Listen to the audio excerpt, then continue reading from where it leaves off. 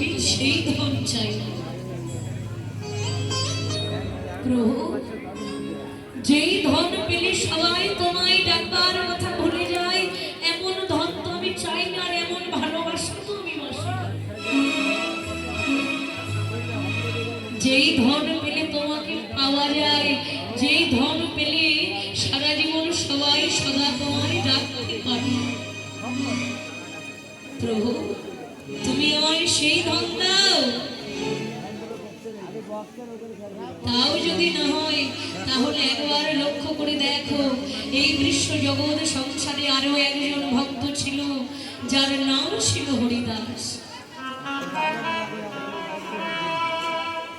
হরিদাস জন্ম নেবার পর মাকে হারিয়েছিলেন,